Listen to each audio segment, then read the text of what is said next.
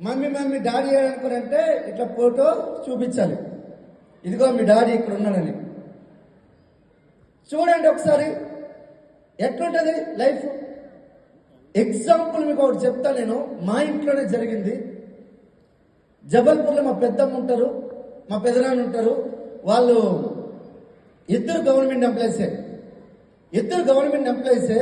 వాళ్ళకి పిల్లలు, ఇద్దరు ఆడపిల్లలు, ఒక మగపిల్లడు. వాళ్ళకి ఇద్దరు ఫుల్ బిజీ అవ్వడం వల్ల సమయం ఇవ్వలేదు.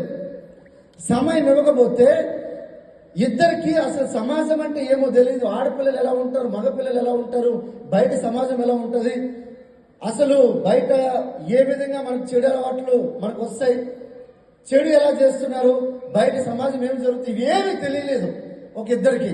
కానీ మూడో వ్యక్తి పరిస్థితి ఏంటంటే, మా చిన్న అక్క పరిస్థితి ఏంటంటే ఆల్మోస్ట్ పిచ్చామే. ఇంతమంది మధ్యలో చెప్తున్నామే, ఆమెకి ఎప్పుడు పెళ్ళయిందో తెలియదు, ఆమెకి ఎప్పుడు పాప పుట్టిందో తెలియదు, ఎప్పుడు పెళ్ళయిందో తెలియదు. ఎంత దౌర్భాగ్యమైన ఇది అనుకునంటే, దేవుడా ఏందిరా అనుకున్నాను ఒక అనిపిస్తుంది ఒక్కోసారి. వాళ్ళ నాన్న అంటే మా పెదనాన్న చచ్చిపోయినప్పుడు కూడా ఆమెకు తెలియదు. పెళ్ళైపోయింది, పాప పుట్టింది, పాపకు పెళ్ళైపోయింది, తెలీదు. మా అన్నయ్య ఎవరైతే ఉన్నారో చెడు అలవాట్లకు బానిస అయిపోయి క్యాన్సర్తో చచ్చిపోయాడు.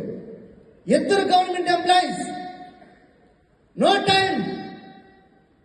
ఏం జీవితం అది నాకు అర్థమే కాదు. ఏందిరా, ఏం బతుకురా ఇది?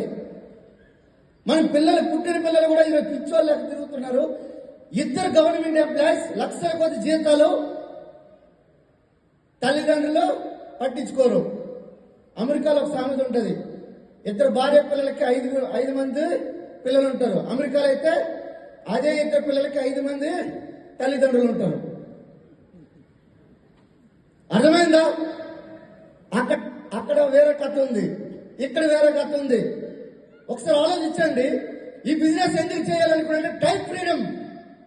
ఒక్కసారి చూడండి, మీ భార్యతో లేకపోతే మీ పిల్లలతో గడిపి చూడండి, లైఫ్ అనేది ఎట్లుంటుంది ఒకసారి ఆలోచించండి. మేము ఊరికే చేయట్లే, లక్షలు ఆల్రెడీ కోట్ల రూపాయల ఆస్తులు వచ్చేసినాయి మాకు. మా పిల్లలు కూడా తిన్నా కూడా, ఈరోజు సార్ నైట్ చెప్పాను నేను, ఓన్లీ మ్యూచువల్ ఫండ్స్ ₹1 కోటి పైబడి ఉన్నాయి నా దగ్గర. ₹1 కోటి పైబడి ఉన్నాయి మ్యూచువల్ ఫండ్స్. ఒకసారి ఆలోచించండి, దాని ప్రాఫిట్స్ ఎంత వస్తాయి ఒకసారి లెక్కేసుకొని చార్టెడ్ అకౌంట్స్కి వెళ్ళి. అంటే వెస్టేజ్ కాకుండా లక్షల ఆదాయం వస్తుంది నాకు.